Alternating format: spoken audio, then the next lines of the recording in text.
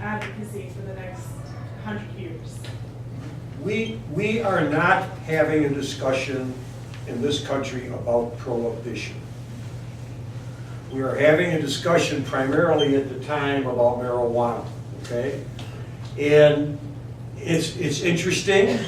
It's an interesting discussion. It's kind of like if they had been arguing in the early 1930s to legalize 3.2 beer and keep all the rest of the whiskey. I'm sure Al Capone wouldn't have shut down his operation, all right? He would have kept running. I have been saying to my pro-marijuana friends, and again, don't misunderstand me, I don't not support anything you're doing. I support everything you're doing, okay? The only problem I have is when the marijuana people stand up and talk about why this bill should be passed or this should be done, and if somebody in the audience asks them, what about all the other drugs? The standard answer is, oh, that's not our issue, we're here talking about, the answer should be, yes, they should all be legal too, but I'm here to talk today about marijuana. If you want to have me back again, I'll be glad to talk about the prohibition issue. That should be the answer to bring this discussion to the table. Pretty basically, as an organization right now, LEAP is the only one having the prohibition discussion. Because that's all we're focused on, and it's because we're ignorant about everything else. That's our business. That's what we can speak to. And we also ought to start understanding that this is not anything other than a human rights issue. That's what is fundamentally at the bottom of this thing. And instead of saying it's a drug policy issue, that diverts it. I've been saying to the marijuana friends for decades, okay, we legalize marijuana tomorrow. It's legal across the country tomorrow. How are you going to defend methamphetamine? What great things are you going to say about heroin? When you get to those drugs, the only discussion can be prohibition. Because nobody's going to stand up and defend these drugs. Okay? I don't defend these drugs. And in fact, my attitude about drugs is be as drug-free as you can be, because the world is a beautiful place to look at with clear eyes. Okay? It has nothing to do with drug use. It has to do with our species, what we do and what we do not do. And when it comes to consensual adult behavior, a sane society regulates it maybe, but never prohibits it. No, I think Peter's absolutely right. The same arguments that one can make about marijuana prohibition being a failure, you can make about the prohibition of any substance. The only problem is that, right now we're polling at something a little over 50% for marijuana legalization and only 11% for cocaine legalization, which is why we have to continue talking to people about this, and we have to frame this as, you said, a human rights issue. And I don't know, I mean, the line is always going to keep moving. If we legalized every Schedule I narcotic in the United States tomorrow, in a week somebody would come up with something new that we don't know about right now.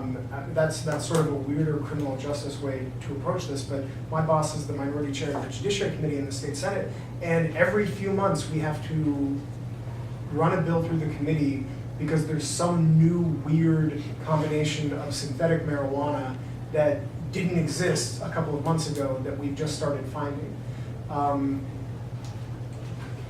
So I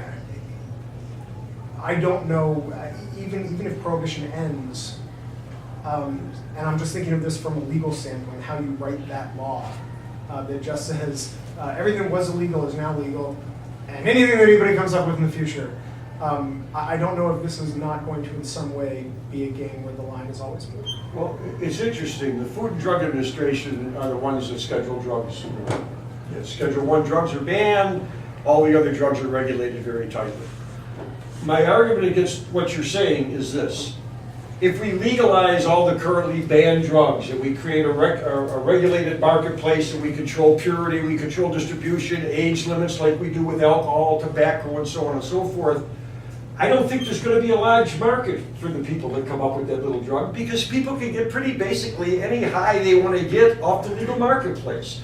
So there's not going to be that market for it. Secondly, there isn't going to be that, which we have now, that illegal marketplace to move that in to start peddling it with the other stuff. The guy that's selling the legal drugs is not going to take stuff in through the back door and risk his license to sell. Just like the guy selling alcohol in Pennsylvania in the liquor store isn't selling bootleg whiskey out the back door, you know, because they're going to lose their license, they're going to lose their money. So, and it's a balancing act. We have to understand that. We had this situation came up with a pill. About 12, 13 years ago, we had a huge argument in America about a pill. And I'll give you both definitions of that pill so I don't offend anybody. It's either the morning after pill or the baby killing pill, depending on how you look at it, okay? We had a prohibition argument about it. Should that pill be allowed to be sold in America? And we finally decided, yes, it should, but it should only be sold under the prescription drug program. So that you have a doctor between you and the pill, and you have to go see the doctor, and then the doctor gives you a permission slip, a prescription, and then you can go buy the pill. Okay? That might give you a hint about how I feel about prescriptions. About 3 years ago, we took that pill off prescription. We moved it to Schedule 4. Now all you have to do in America is walk in, have proof of age, and you can buy the pill over the counter without a permission slip from your doctor, okay? We couldn't have made that regulatory change if we hadn't settled the prohibition argument 12 years ago, okay? And if we had decided not to allow that pill in America, I guarantee you that pill would have been sold in America, but it would have been sold on an illegal marketplace, and people would have had bad results from it because they wouldn't have known who mixed it, just like people who drank wood alcohol because it was easier for the people to sell it that way than it was. And it gets it into a regulated marketplace, and it moves us out of, which you'll hear later on at the end, but out of morality policing, which should not be a function of law enforcement.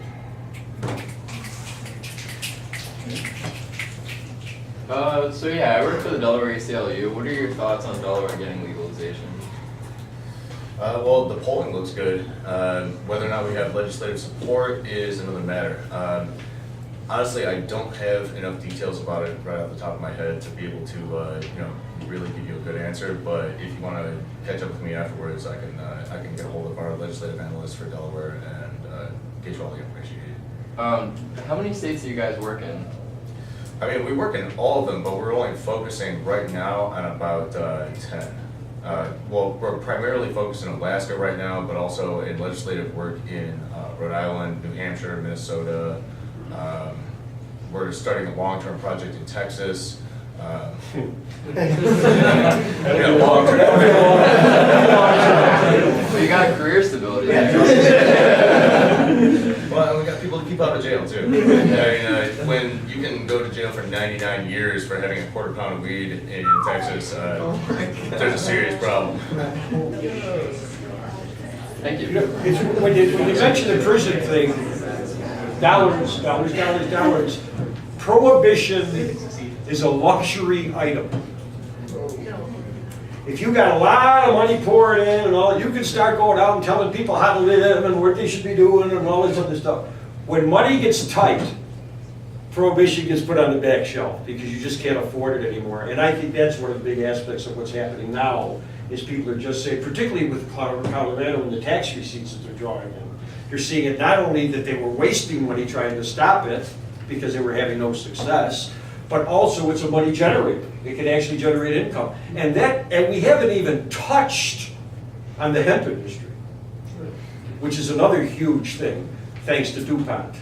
Because when we made alcohol illegal, we didn't burn all the cornfields. Okay? The reason we burned all the hemp fields when we made marijuana illegal is because DuPont had just developed synthetic fibers, and hemp was a competition for them, so they said, oh, we made the drug illegal, might as well burn all of them. Anybody ever hear of a thing called hemp for victory? Yeah. Okay. Need saying no more. If anybody hasn't, catch me outside, I'll explain it. Vermont is one of the most progressive states, not only in the Northeast, but in the entire country by many measures. So a lot of baby boomers moved up there during the 60s and 70s. There are food co-ops all over. There are experimental colleges, bread and puppet. And if you look at like the red state, blue state map, it's a blue state concentration. Why haven't they taken more of a lead in the decriminalization or legalization topic? Like, what's holding it back there? Because it would seem that the state, probably mushrooms and ayahuasca would be legal. Someone is awesome. The governor of Vermont is amazing. He is one of our biggest supporters. We give him money all the time, and he has consistently backed us on pretty much every single bill we've tried to pass. And decrim just took effect there this past year. So, people are no longer getting arrested for small amounts of marijuana in Vermont. The problem is that there's still a bunch of stodgy legislators that we have to get over. And like a lot of northeastern states, there's a huge legislative body, and they all have their little pet issues and their ideas about what they want to get in return for their vote. I mean, it's a very, very difficult issue to work with when you're actually trying to get those votes on the day. When you mentioned Vermont, I mentioned earlier about me being up there and people come up to me and saying the decrim. I didn't finish the rest of that story. I was going to save it for later, but maybe I'll repeat it. They would come up to me and say, hey, we just decriminalized marijuana here in Vermont. And I'd say, yeah, great, we did it back in '75 in New York, tell me how it's going for you. And then I'd say to them, but I do want to congratulate you about another law the governor just signed. And they'd say, what's that? And I said, you just legalized murder here in Vermont. And I had people look at me strangely, go, legalized murder? What are you talking about? I said, your governor just signed an physician-assisted suicide bill. Now, before he signed that bill, if a physician had assisted somebody in dying, they would have been charged with at least manslaughter, which is a murder charge. But the governor decided that in Vermont, or the state decided that in Vermont, if two consenting adults want to do something together, even if one of them wants to die and the other one is willing to help them, it simply is none of the government's business. That's why he signed that bill. So I think that there is in that governor, what I saw in that signing is an understanding of the LEAP position on prohibition, that you don't prohibit consensual adult activity. You may regulate it, but you don't prohibit it. So hats off to Vermont.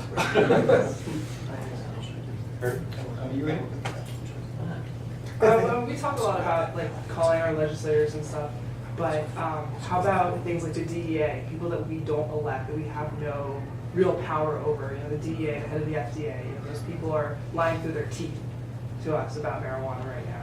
So, how can we do anything about that? We just got to embarrass them publicly. Very recently, I believe, several members of the DEA, I think it was back in June or July, I want to say, that, Michelle Leonhardt was being questioned by Earl Blumenauer from Oregon and Jared Polis from Colorado. And, because of her job position, she was not able to say marijuana is safer than methamphetamine. And yet, she obviously looks like she doesn't understand what she's talking about when she said that. But because they're unelected, we really can't do anything about them other than changing the conversation in Congress, changing the conversation in the administration. And I think that what we've got with the Department of Justice right now is at least a foot in the door in that direction. Eric Holder is not concerned with enforcing federal law in Colorado and Washington as long as they follow a certain set of criteria and as long as everybody basically follows rules. And that's a huge step. It shows a huge disconnect between organizations like the DEA and national justice, their bosses basically. But these are organizations that are thriving and only exist because of the money that they are continually fed through Congress. So they're going to hold on to that tooth and nail. And legislators sort of oversee them. So like in New Jersey, we had the Regulatory Oversight Committee look into the medical marijuana program, tried to get the commissioner of the DOH there. She wouldn't come, but it put pressure on them enough to at least issue their first report, so stuff like that could work. And this is a big reason why MPP works at the state level, because we, A, get a lot more traction there, and B, we don't have to deal with those guys. We can get the states to support us, and then they get to fight the feds instead of us. I'm from California, and so pretty much my whole adult life, as long as I can remember, there's been basically legal medical pot there. But you still hear about the DEA coming in and busting places, which it just doesn't make any sense. Well, U.S. attorneys have a large amount of leeway when it comes to how they choose to enforce the laws. They're basically off the leash. There are obviously a lot of industries that have a vested interest in keeping marijuana illegal the drug testing industry, pharmaceutical industry, big tobacco, for-profit prisons. Has there been an increased effort by these industries and lobbying as of late to try to keep these state initiatives to recently to try to keep them away off the ballot, or just try to keep people stop trying to legalize or decriminalize marijuana? The biggest pushback we get is from drug counselors now. The law enforcement has sort of subsided, and now it's a lot of the drug counseling, the drug treatment centers that get a lot of the non-voluntary offenders. That's what I'm noticing anyway. I don't know. Yeah, it's absolutely true. People whose livelihoods depend on them getting fed patients who are not addicted to marijuana or have any other addiction, but because they have a choice between jail or treatment, they get fed into these for-profit programs. The prison industry was a big one in California that was fighting against marijuana, the laws out there. So that's common. And in fact, I was a cop for 20 years, and it was a good job. I enjoyed my job. I enjoyed the help I was able to do for people and stuff like that. I enjoyed the benefits I was been able, but it would have been a perfect job if we worked on commission. Like if I got a piece of every speeding ticket or a little bit. And now with these private prisons, we have prisons working on commission. There should not be one private prison in America. It should not be a profit-making business. I don't mean an income-making business. I mean a profit-making business to deprive other human beings of their liberty. You should not be able to make a profit off of that. And we have an industry in this country right now that is growing, that is doing exactly that, and that should be ended tomorrow. But I'll wait till I die before I handle that one. One of the few sensible things we've done in Pennsylvania in terms of criminal justice is that we don't have any private prisons. Our prison system is completely socialized. As far as I know, there's been no lobbying against either medical marijuana or legalization. Really, particularly when it comes to medical marijuana, the one thing in the way is the fact that the governor said that even medical marijuana, and this was within the past few months, is that even medical marijuana is a gateway drug. And so they can't embarrass him in an election year. That's it. That's it. And the Chamber of Commerce, I forgot too. In California, they were the biggest opponents to Prop 19 financially because they thought that it would prevent their constituents from being able to drug test employees. And interestingly, that was the last big dollar donation against any sort of marijuana legalization effort. A lot of people will stand up publicly and say that they're against it, but nobody is donating to the campaigns against it. In every state that we work in, our opponents have zero bankroll. Yeah, I think the Massachusetts anti-medical organization raised $600. That was their total amount of money raised. By the way, marijuana is a gateway drug. It's a gateway to the underground marketplace. That's what it's a gateway to. Well, prohibition is the gateway. Right, exactly. What's been the most surprising major opponent that you've faced in this legalization battle? Because you said drug counselors, and that's somebody you usually think, oh, you're a compassionate person, you want to help. But obviously you've got a vested interest in. There's two types of drug counselors out there. Well, the non-voluntary. There are the professional drug counselors who went to school, college, learned how to do this stuff, like a medical license, and now they're into counseling. And then there are the recovered addicts that are in counseling. I was up in Maine a couple years ago, and I'm in a Rotary Club, and a guy comes up to me at the end of the Rotary Club, and he says, I really enjoyed your presentation today. He said, I'm a recovered heroin addict. And I said to him, how's the recovery going? He said, I'm a recovered heroin addict. And I said, oh, I didn't think there was such a thing. I thought the recovery lasted forever. And he said, let me tell you the difference between those two terms. When you're using, you're an addict.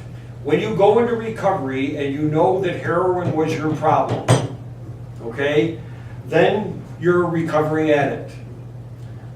When you finally figure out that heroin was never your problem, that you were the problem, and you take the responsibility for your actions on yourself, then you're recovered. And a lot of the people that are in the treatment community are still blaming the drug for their addiction, so therefore they support the criminalization because they think that makes it harder for people to get the drug. I did a presentation at Syracuse University back in the early 90s. The medical school up there had a conference of drug policy, or drug treatment people from around the country.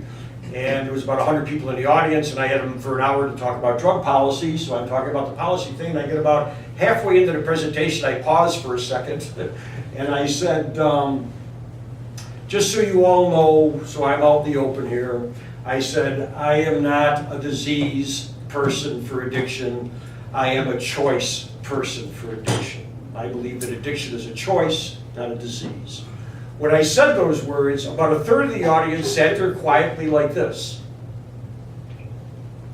And the other 2/3 of the audience started coming up out of their seats telling me what an idiot I was. Okay, how I didn't understand the chemical changes in the brain. One guy jumped up 3 times to tell me how stupid I was. So finally I got everybody calmed down back in their seats, and I said, okay, I just want you to answer 2 questions. I said, raise your hand if you know anybody in recovery. Every hand went up. That's what they did for a living. I said, okay. I said, now raise your hand if you know anybody in recovery who doesn't choose every day not to use. And the guy that jumped up 3 times to tell me I was an idiot, he jumped up a 4th time and said, that's the definition of recovery. I said, you're absolutely right. The definition of recovery is choosing every day not to use. Therefore, the definition of addiction is choosing every day to use. If you'll notice, the operative word here is choice. Now, don't misunderstand me. I am not saying some simple, just say no, I'm never going to have another Pepsi again choice. I have had to make some choices in my life that I needed support from other people to help me make the right choice, to keep me on track. So all the treatment people in the world should be doing exactly what they're doing.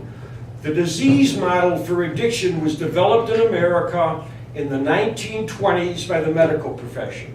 And the reason why they adopted the disease model is because we were in the middle of alcohol prohibition. They had alcoholic patients, and they wanted sympathy for their alcoholic patients because there were people that were talking about doing with alcohol what we've done with the other drugs, and that is criminalizing it all the way down to the user level. And to stop that, they started using the disease model so that people would have sympathy for the addicts. And we're stuck with that model. A disease is something that infects you. It's not something you do. It's just one idiot's opinion. Just to tag on, you said, you were asking about some of the surprising opponents. For us, the most surprising have been legislators who represent economically depressed urban areas, who represent people who disproportionately are locked up, particularly for medical or for marijuana offenses. For a long time, we just got stone-faced no's with no real explanation of why. The best I ever got out of one state senator from Pennsylvania was that he was like, look, I've already got drunks who hang out on the porches of the houses in my community and hang out on the corners and terrorize everybody. I don't want high people doing the same thing. Eventually, he came around and decided to support medical marijuana. But that's been the most surprising, is that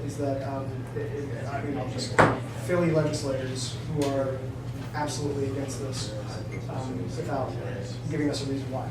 We've actually had a lot of problems with that in DC as well. A lot of people that are on the council and that are, ANC board supervisors, they came up during the 80s and 90s when, DC was a very dangerous, crack-riddled place, and they made their political bones by getting the dope boys off the corner.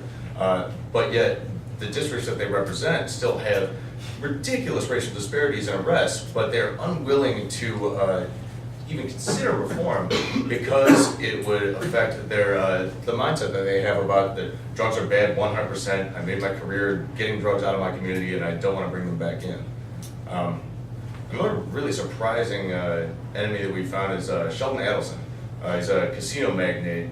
Guy has the financial wherewithal to be able to put the drug policy reform movement back a solid 10 years, and luckily he hasn't yet because he's too busy, trying to gerrymander the presidential election. But it's very strange that every once in a while you'll see just like one rich guy come out of the woodwork and that has the real ability to be able to shut down a lot of reforms, and yet they're getting such bad advice from everybody that is on their side that they're really just completely ineffective. Still have to watch out for them, though. Hi, I'm Rachel. I'm from New Paltz, STP. If marijuana is legalized in the Northeast or just in general, what are your concerns about it opening the door for major corporations like pharmaceutical companies and tobacco companies that originally opposed legalization to now taking over the market as opposed to small business owners? I'd like to take this one because I deal with it constantly. First of all, Coors didn't destroy beer. You can still get microbrews anywhere, and particularly with the marijuana market, there is a really, really robust desire for small, locally grown stuff run by mom and pop shops. I think a big difference between the burgeoning marijuana industry and what Kevin Sabet and people at Project SAM claim is going to be big marijuana mirroring big tobacco is that we're coming from a completely opposite ends of the spectrum. Big tobacco was trying to hide research. We're trying to promote it. We're coming from a place where, or they were coming from a place where they already had monopolies, and we're coming from a place where the monopoly was controlled by criminal organizations. So there's lots of room in the market for small businesses. And even if big players do get involved, that doesn't mean that people have to patronize them. What we do to try to avoid that in our bill in Pennsylvania is that we socialize the sale of marijuana. In Pennsylvania, we've got a socialized wine and spirits distribution system. If you go to college here, you've probably dealt with it. The wine and state stores are all controlled by the state. We sell our wine and our spirits there. Now, obviously, to some people, they think it's inconvenient. They think it should be, you should be able to buy your wine and your whiskey at the grocery stores. What I find, and this is literally only anecdotally, is that when I go to other states, I'm a big Scotch drinker. That's one of my particular drugs of choice. I find that the selection sucks and the prices are a lot higher. When you go into a Pennsylvania state store, you'll be able to find wine from big sort of corporate wineries, and you'll be able to find sort of small bottles as well. It's because they've got a government mandate that they have to provide a wide array, and that has to be available all across the state. And we subsidize that with tax dollars because we've decided that that's an important government function, which is great. So what we do in our bill is we just put the Pennsylvania Liquor Control Board in charge of buying marijuana for distribution just in the already existing state stores. And we give them the exact same mandate, buy it from a lot of different people, sell lots of different varieties and brands and edibles and smokables and whatever. We think that hopefully that'll create a variance in the market. That's what we did with alcohol. When we had an alcohol prohibition in this country, the federal government got out of the prohibition business, and they said to the states, do whatever you want to do.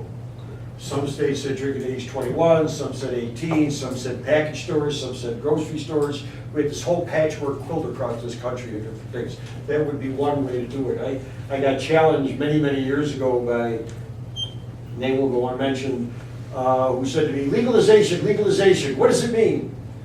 And if you want the simple definition for drug legalization, it means this: eliminate Schedule 1. End of discussion. Just do away with Schedule 1. Just tell the federal government that, in fact, there's a thing in the country called the Commerce Clause. And the Commerce Clause is very clear. The Commerce Clause grants to the federal government the power to regulate interstate commerce. Because the founders, when they put all these states together, realized there was going to be disputes between the states, so they said somebody's going to have to be an arbiter for these disputes, so they decided the federal government should be it, so they said, we will take care of regulating interstate commerce. When we decided that we wanted to ban the interstate commerce of alcohol, the courts read the Commerce Clause and said, can't do it. You don't have any power to do it. You can regulate it if you want to, you just can't ban it. That's a different thing. Prohibition is not a form of regulation. It's exactly the opposite of regulation. So in order to ban alcohol, what did we first have to do? Constitutional amendment. We had to first give the power to the government to ban alcohol. And how did we do that? We amended the Constitution of the United States and said now the government can ban the interstate transport of alcohol. And then the Volstead Act was put into effect and we had prohibition. We came out of alcohol prohibition, did away with the amendment, the states could now regulate it and the federal government could regulate it. I contend, and every attorney in the world tells me that I was a cop, not an attorney, that's why I'm an idiot. I contend that if we start arguing at the ACLU or whatever, that we should argue the thing that I don't think the government's got the power to do Schedule 1. I don't think that government is part of the power. I don't think that's a regulatory thing. That's a banning thing. That's a prohibitionary thing that's put into the law. And in order for the government to have that power, we're going to have to either amend the Constitution or start enforcing the laws. But that's another way for any of you people that are thinking about going to law. I just want to plant a little seed, and maybe somebody will come up with that along the way. You know, separate but equal was the law of the land in America until 1956. People argued against it in the 20s and the 30s, and the Supreme Court threw it out and said, no, no, no, no, no. And then all of a sudden, Brown versus Board of Education started changing us drastically in this country. So just because it hasn't won before, doesn't mean it's not winnable. I think we have time for one more question. Hi. I noticed a lot of people, a lot of people are supportive of at least medical marijuana for, complete marijuana legalization. But most people seem to say to make it legal and then bring it into, the market where it can be regulated by government. But I don't know. A lot of people are worried that that will bring about a huge, big industry like tobacco or big pharma.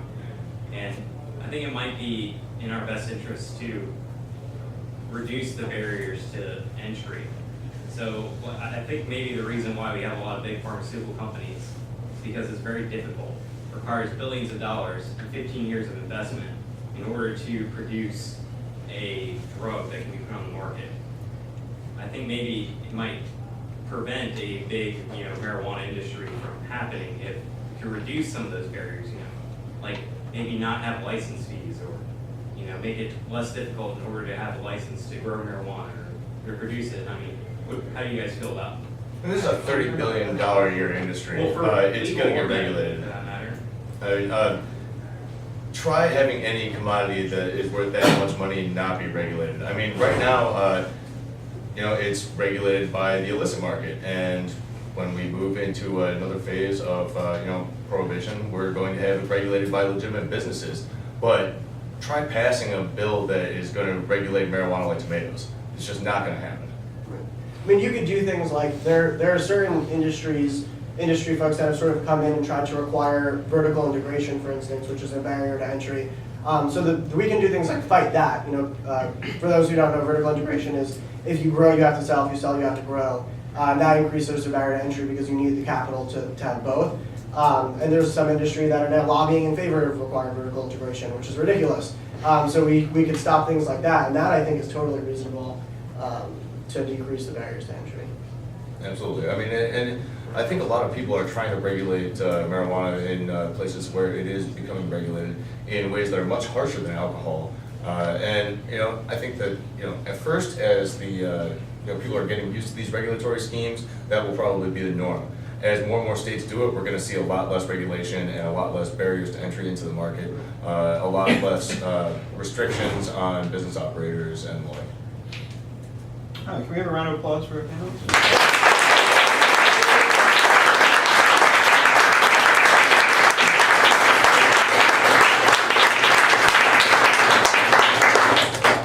It's 15 minutes into our next.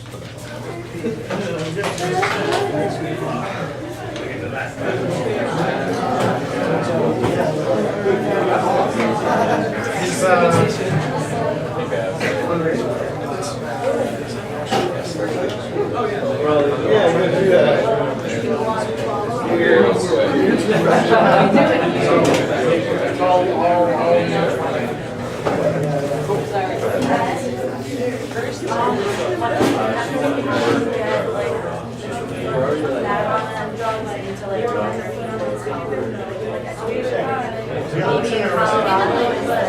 He's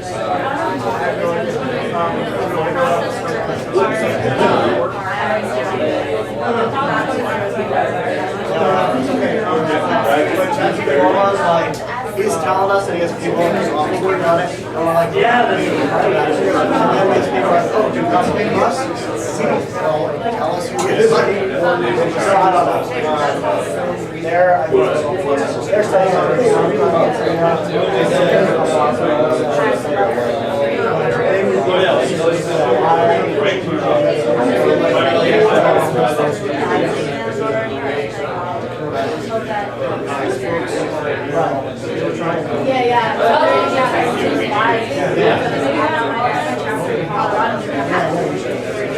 We appreciate it because it's